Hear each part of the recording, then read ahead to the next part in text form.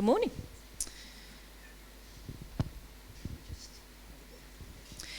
In the beginning, the Word already existed. The Word was with God, and the Word was God. He existed in the beginning with God. God created everything through him, and nothing was created except through him. The Word gave life to everything that was created, and his life brought light to everyone. The light shines in the darkness, and the darkness can never extinguish it. God sent a man, John the Baptist, to tell about the light so that everyone might believe because of his testimony. John himself was not the light, he was simply a witness to tell about the light. The one who is the true light, who gives light to everyone, was coming into the world. He came into the very world he created, but the world didn't recognise him. He came to his own people, and even they rejected him. But to all who believed in him and accepted him, he gave the right to become the children of God. They are reborn, not with a physical birth resulting from human passion or plan, but a birth that comes from God. So the Word became human and made his home among us. He was full of unfailing love and faithfulness.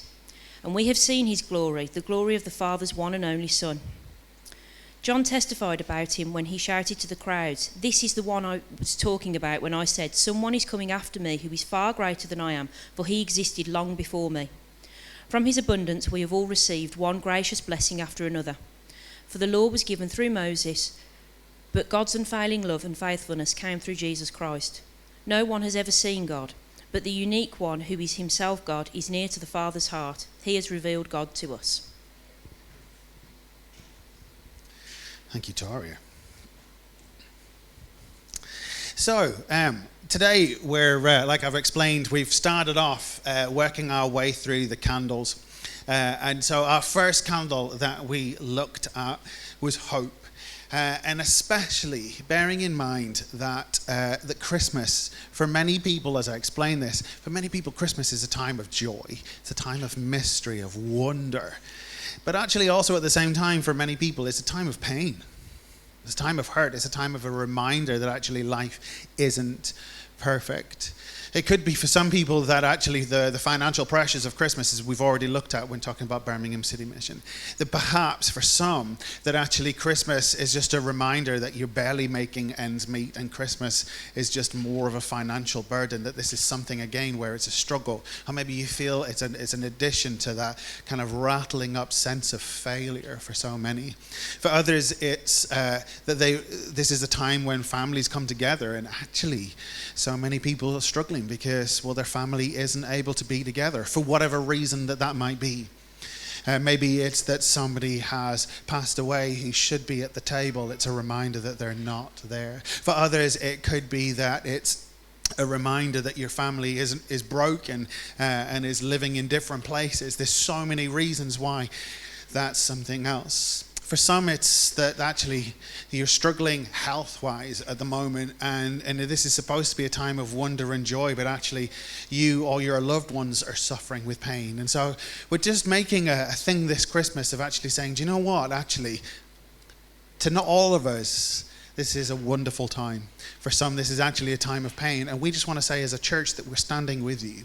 And so if that's you this Christmas, you need to know that there is hope, that actually that the life that we have and that the life that God's giving and that he wants for you to experience is actually greater than where you currently are. So maybe at the moment, life's difficult, but this is a season, there is something greater yet to come. And the whole concept of Jesus stepping out of heaven into the earth is to bring hope that there is something greater. We then moved into the idea of peace, and we started to look at actually how Jesus is known as being the Prince of Peace. We began to look at what peace is and what it means to us, and Jesus is fighting for our peace. And we looked at actually how Jesus isn't, this is something we looked at last week, isn't the meek and mild. Actually, we looked at Jesus as being somebody who was not afraid to stand up, was not afraid to say things that maybe offended people, was prepared to walk into a temple and throw tables around. And if you missed that, go back and have a listen because it's online. But we're explaining that Jesus is the warrior who's fighting on our behalf so that we might know peace. And so if you're struggling this Christmas, and Christmas is feeling actually that all of the chaos that's around you at the moment is just feeling like it's just too much. Maybe you're feeling like you're struggling to keep your head above the water. You need to know that Jesus wants to come and wants to bring peace into your life. And then today we're looking at love, that God came to bring love. And as we look in today at the idea that God is love, what does that mean? What does that mean? And how does that speak to us? And how can we live in that love? And what does that mean is it's not just us experiencing love, but how do we then love others? And so that's what we're going to be looking at today. Now then, the English language is rubbish. So for those of you who speak it as a second language, I'm sorry that you're having to learn our language, because I think it's a rubbish language. It doesn't express anything nearly as much as it should do. And here's a few reasons to explain to you how. For example, the word love. The word love is brilliant. Now, I can say that I love my wife, right? Brilliant usage of the word love. Love. Okay, my son's here. I can say, I love my son, right? And that's a real obvious concept, right? And there's a romantic love. There's like almost like an unconditional love. And I'm going home to cook Toad in the Hole. I love Toad in the Hole. Hold on a second. Now, for those of you who, I'm not actually going home to eat a toad, right? It is Yorkshire puddings with sausages inside the Yorkshire puddings. It's probably one of my favorite dishes. Now, I love food, right? But the same word, right? How does that help? How are you supposed to be able to differentiate between what that means? Like on the one hand, I'm saying that I love, and I love. And then on the other hand, I'm also saying I love food. Am I saying that I am romantically involved with my food? No. Am I saying that I have unconditional love for Yorkshire puddings? That's a bit weird. No, I'm not. So, I want to explain a little bit about the concept of love, and to help us do this, we're going to look at the Greek language for love. So here we go. You ready? We're going to learn some Greek together today. So, the first one that we're going to look at is the word agapo. Okay, so that is spelt in English A-G-A-P-A-O, agapo, and it's this idea of unconditional love. Okay, so the definition for this is not based on the goodness of the beloved. Okay, so there's no condition on the person who is receiving the love. Okay, so there's not based on the goodness of the love or upon the natural affinity or an emotion, but rather it is a benevolent love that seeks the good of the beloved. Okay, so now in layman's terms, this is what it means. It means that actually unconditional love, and we're looking at this particularly from the concept of God loving us, that there is an unconditional love, that he loves us regardless of who we are. He loves us regardless of what we've done. He can't love you any more than he does, and he can't love you any less than he does. That it's not conditionally based love. Okay, and I think that many of us need to grasp this, because this is maybe something that we don't quite understand. But yet the idea of agapo, meaning to love. There's no condition attached to it. The second Greek word, very similar, is called agape. So the first one was agapo, second one is agape. Okay, so let's just do some audience participation. You ready? So we're going to say the first one together, agapo. Okay, you ready? 3, 2, 1, agapo. Oh, well done. Look at you. You're fluent in Greek now. Okay, next one is agape. Should we say that together? You ready? 3, 2, 1, agape. Okay, different on the end. Now then, agape is founded upon a deep appreciation and a high regard. Okay, so this is the definition of it. God commands this of us. So here it is. So it is this idea that we are to love. So the love isn't feeling based. Again, we've not even come anywhere near feeling based love. We're looking at that we are commanded to love. What does that mean? It means to hold somebody in high regard. It means to love, to see that person and to choose to love. It's a command. Now then, in Hebrew, there is a fabulous word, right? And the word that I'm looking for, it's called hesed. I completely forgot that. And hesed is a combination of these two loves. Now, to help you understand this, the idea of hesed, spelled Hessed. Hesed is a word that brings in those two loves. So there's this idea of unconditional. We'll look at it from a God to us and then a us to each other love. And the word hesed combines these two words together, where it is that we understand that we are 100% loved, and that through this love it passes through us, and we then love others, and that we want the best for others, that we see others and you think, I want you to do well. And it's out of that seeing and feeling and experiencing and living in the love of God. Now, I love this idea, and if just to help you understand the difficulties of this, Paul, the Apostle Paul, in his writings to the Corinthians, in 1 Corinthians, he gets to chapter 13, which is what we have, chapter 13. He never wrote it in chapters, but in chapter 13, he then begins to explain love. And for it is so often used in so many weddings, where he says love is patient, love is kind. The whole of chapter 13 is the explanation of what love is, And if you imagine Paul, who has got a real deep understanding of this Hebrew word, hesed, and what it is to love, to experience and to feel the love that touches us where we are, and that I know that I am loved, and I know that I am loved, and that because of that I then long to love other people.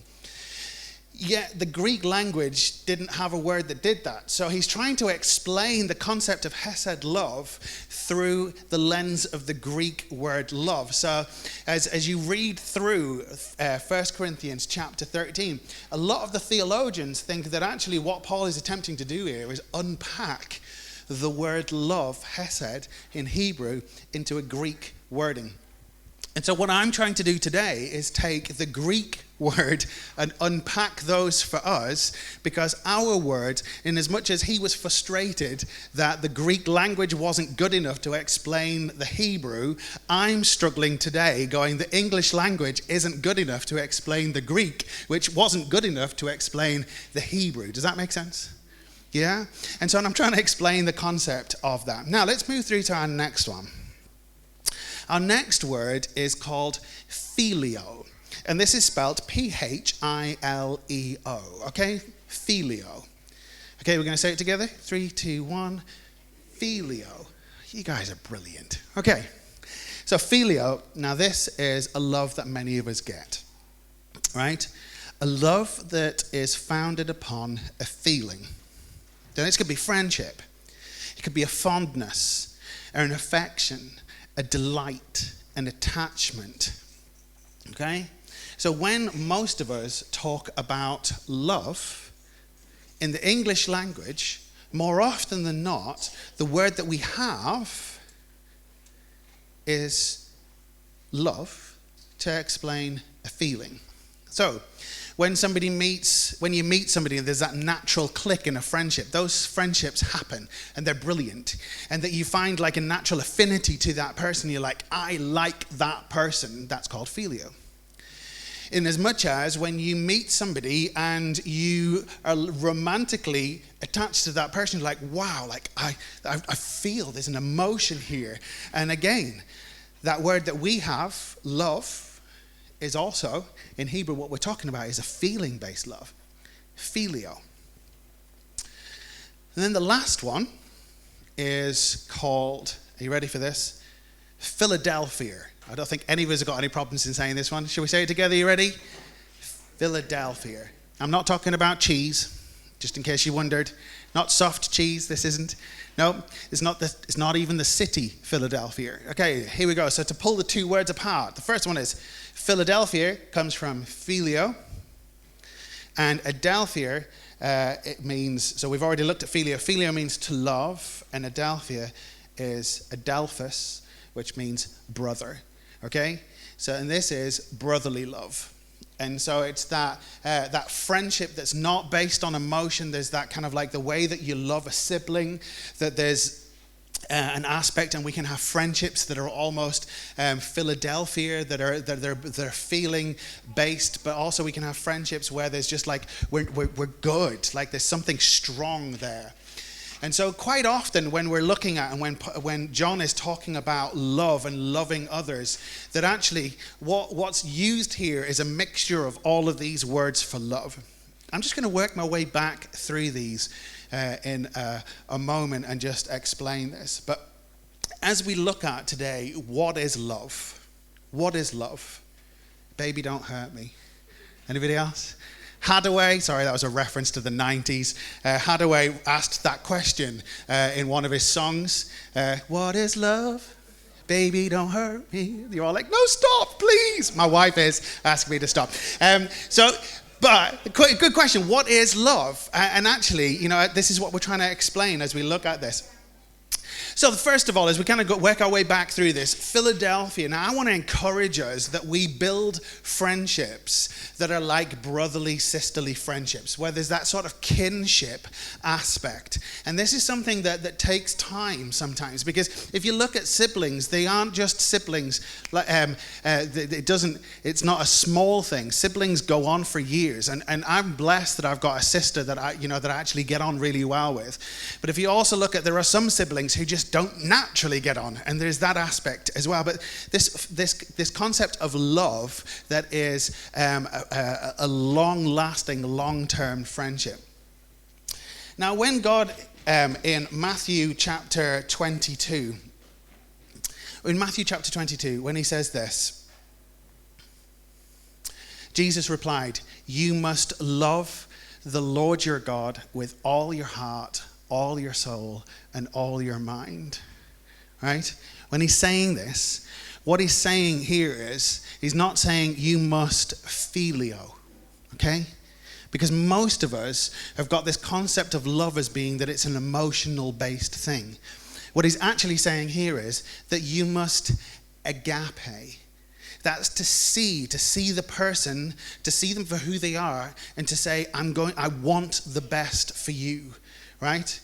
So this idea of like love, that it's this kind of like that we must love God in that same way. It's to say, listen, God, I see you and I love you. And then as we begin to work through that shifts from agape, which is the command to do, because God can't command a feeling.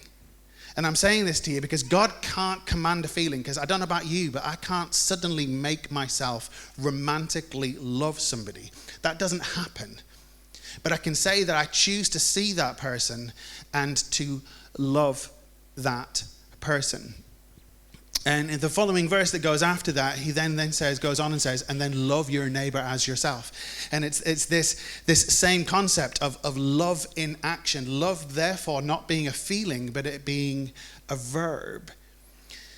Now, when it comes to, for example, in Proverbs, there's a very similar command here. So in Proverbs chapter 5, verse 18, it says, let your wife be a fountain of blessing for you.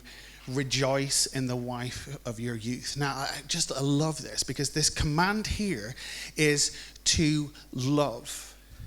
Now, again, you can't make yourself romantically love somebody. That doesn't just happen. But it's to choose to love. It's a verb. Hence it's a command. Now, I would say this, that over and over again, that I think that I'd say we've probably been ruined, if I'm honest, by Disney. Right? Let's just call it out for what it is. Disney tells us a story, and so many, particularly the older ones, they tell us these wonderful stories of these girls who then meet Prince Charming, and the end of the story, I don't know if you've ever noticed this, it's a theme, but at the end of every story, they get married, and that is the happy ending. Now, if any of you've got married, you'll know that that's not the end. Because if the ceremony of the wedding is the end, then what? Do we just die then? Or do we perpetually live in the wedding ceremony? Now, we had fun at our wedding ceremony, didn't we? Right? It was a lovely wedding. But we don't stay in that forever, and I'm glad, because I was exhausted at the end of that day. It was tiring, wasn't it? We were chased around by photographers all day. I'm glad that that's not what my marriage looks like. But that's not the end, right? That's actually the beginning. But Disney doesn't show us that. They just say, hey, listen, you meet somebody, you fall in love, and then you get married, and then it's happily ever after. If you are married and have been married for any length of time, you know that there's ups and downs. And that the emotion is more intense at some times than it is at other times. Fact. So phileo is something that goes up and down, isn't it? So looking at it through our Greek concept, there's times when we are more passionately in love, that's the closest that we can give it, than other times. And so yet the command to love is not the command to emotionally feel love, but the command is to love, to see the person and to choose to invest in. And I want to just kind of point out that I think one of the greatest lies that our generation have been told is to follow your heart. I've talked about this in the past and explained that actually to follow your heart can lead you down some really dodgy places. Because what happens if you're in a relationship and the phileo begins to wane, but you bump into somebody else's and a natural affinity too, is to then begin to question, well, maybe I shouldn't be in this relationship. Maybe I should then be in this relationship. Now that causes you to go down all sorts of really dangerous paths. Equally, it causes you to go down all sorts of other weird paths. Now, if my career is based about what I love, and again, we're told, and we tell our children, or we've been told by our parents, is to find a job that you love. Well, I guarantee you, if you find a job that you love, ask any musicians or any artists that they love it when they start it, but then it becomes a job. It becomes mundane. And actually, sometimes the joy of it is sucked out because you're doing it all the time. Well, then does that mean that I then just find something else that I love?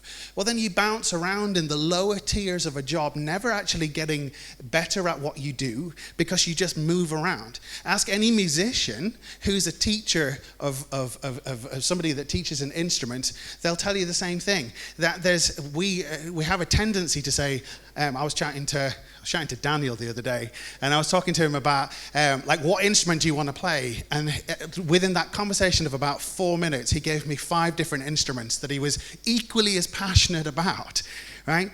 And that if all we do is bounce from one thing to the next, we never get good at anything. We never invest in anything. We never do well at anything.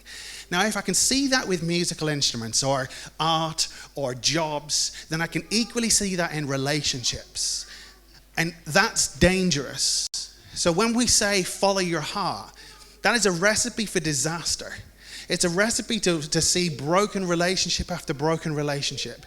It's a recipe to see people never doing well in a career. It's a recipe to make sure that friendships never last. It's a recipe for disaster.